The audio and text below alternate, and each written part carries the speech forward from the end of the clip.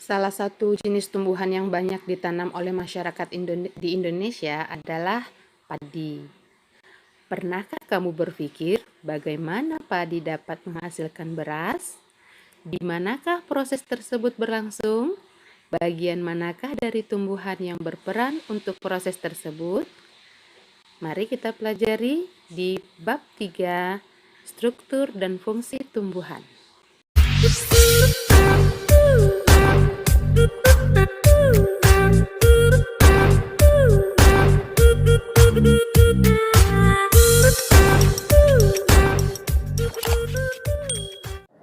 Assalamualaikum warahmatullahi wabarakatuh. Apa kabar kalian? Sehat-sehat saja kan?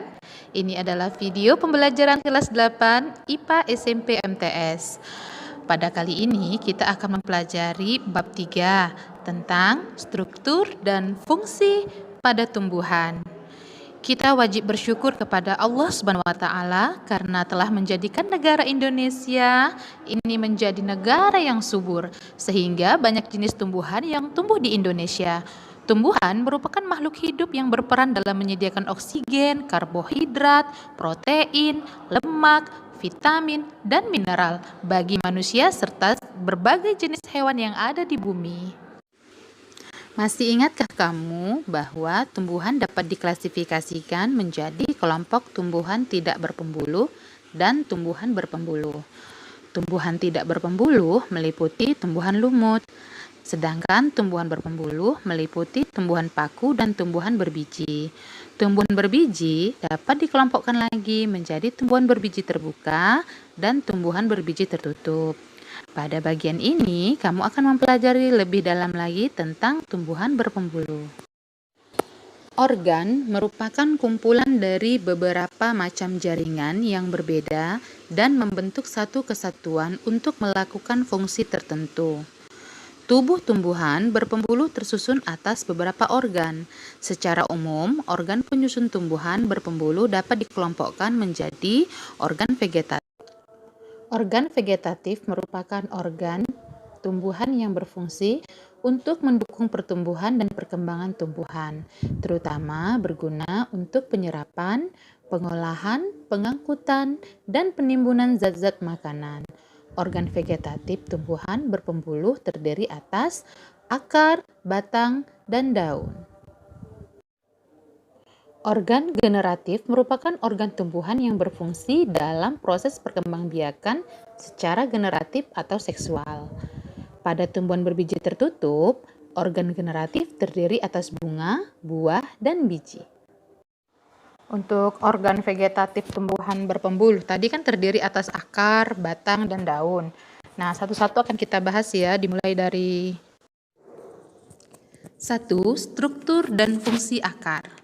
Akar merupakan organ tumbuhan yang umumnya berada di bawah permukaan tanah, tidak memiliki buku-buku, tumbuh ke pusat bumi atau menuju air, warna tidak hijau, dan memiliki bentuk meruncing.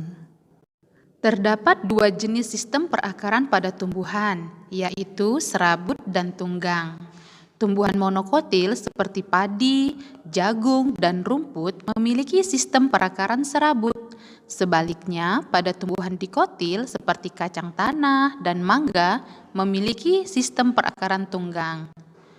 Akar memiliki fungsi untuk menambatkan tubuh tumbuhan pada tanah atau medium tumbuhnya, menyerap air dan mineral dalam tanah atau pada medium tumbuhnya. Pada beberapa tumbuhan, akar mengalami modifikasi sehingga dapat memiliki fungsi untuk menyimpan cadangan makanan, misalnya pada singkong dan bengkuang, serta berfungsi juga untuk menyerap oksigen atau untuk bernapas, misalnya pada tumbuhan bakau.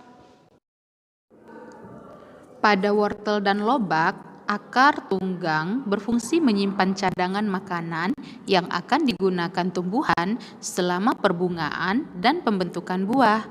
Oleh karena itu, wortel dan lobak akan dipanen sebelum perbungaan. Yang kedua, struktur dan fungsi batang.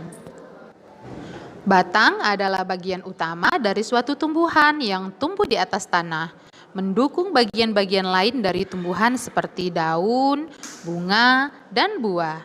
Struktur batang lebih kompleks daripada akar tumbuhan karena memiliki ruas dan antaruas. Di ruas batang akan muncul bunga dan tunas daun. Pada batang terdapat cabang-cabang yang fungsinya untuk menempatkan daun pada posisi yang memungkinkan daun mendapat cahaya matahari guna proses fotosintesis tumbuhan. Tanpa batang, tumbuhan yang berpembuluh tidak bisa hidup karena tumbuh berasal dari batang. Batang memiliki banyak fungsi, antara lain menyokong bagian-bagian tumbuhan yang berada di atas tanah dan sebagai jalan pengangkutan air dan mineral dari akar menuju daun, dan jalan pengangkutan makanan dari daun ke seluruh tubuh tumbuhan. Batang tumbuhan monokotil memiliki ruas-ruas batang terlihat jelas, seperti pada contoh batang bambu. Sedangkan batang tumbuhan dikotil, ruas-ruas batang tidak terlihat jelas, seperti pada batang pohon serikaya. Pada beberapa tumbuhan, batang dapat mengalami modifikasi dan berfungsi sebagai tempat menyimpan cadangan makanan, misalnya pada tumbuhan tebu dan kentang atau rimpang kunyit, sebagai bukti bahwa rimpang kunyit dan umbi kentang adalah batang. Selanjutnya bagian tumbuhan yang lainnya yaitu daun. Dan yang ketiga, struktur dan fungsi daun. Daun merupakan organ tumbuhan yang menempel pada batang. Biasanya berbentuk tipis, lebar, dan banyak mengandung zat warna hijau yang dinamakan klorofil. Daun memiliki beberapa fungsi, antara lain sebagai alat untuk mengambil gas karbon dioksida yang digunakan sebagai sumber dalam fotosintesis, mengatur penguapan air, dan pernafasan tumbuhan. Setiap tumbuhan memiliki bentuk, ukuran, dan warna daun yang berbeda untuk mencirikan tumbuhan tersebut. Peruratan daun merupakan ciri untuk mengetahui suatu tumbuhan termasuk monokotil maupun dikotil. Daun monokotil memiliki peruratan daun yang sejajar, sedangkan tumbuhan dikotil memiliki peruratan daun menjala. Contoh, pada daun jagung memiliki peruratan sejajar, dan daun pepaya memiliki peruratan menjala. Yang keempat, struktur dan fungsi bunga. Bunga merupakan alat reproduksi generatif pada tumbuhan. Bunga biasanya memiliki warna yang menarik dan berfungsi untuk menarik serangga atau hewan lain yang dapat membantu proses penyerbukan. Secara umum, bunga tersusun atas dua bagian utama, yaitu perhiasan bunga dan alat reproduksi bunga. Perhiasan bunga meliputi tangkai, kelopak, dan mahkota, sedangkan alat reproduksi berupa benang sari sebagai alat kelamin jantan dan putik sebagai alat kelamin betina. Bunga yang memiliki bagian-bagian tersebut disebut dengan bunga lengkap, sedangkan bunga yang tidak memiliki salah satunya disebut bunga tidak lengkap.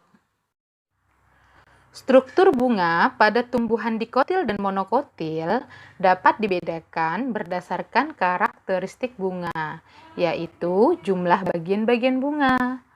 Tumbuhan monokotil mempunyai bagian-bagian bunga seperti daun kelopak, daun mahkota, dan benang sari yang berkelipatan 3. Pada tumbuhan dikotil mempunyai bagian-bagian bunga berkelipatan 4 atau 5.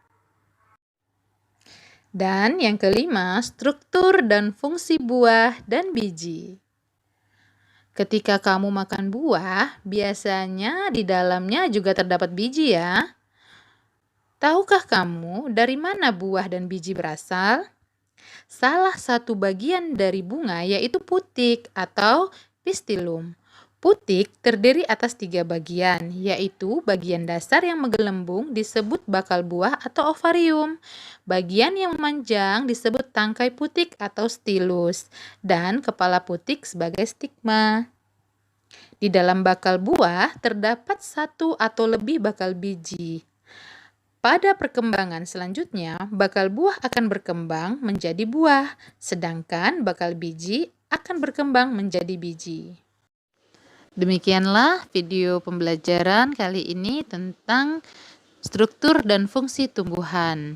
Semoga bermanfaat. Saya sudahi dengan Wassalamualaikum warahmatullahi wabarakatuh.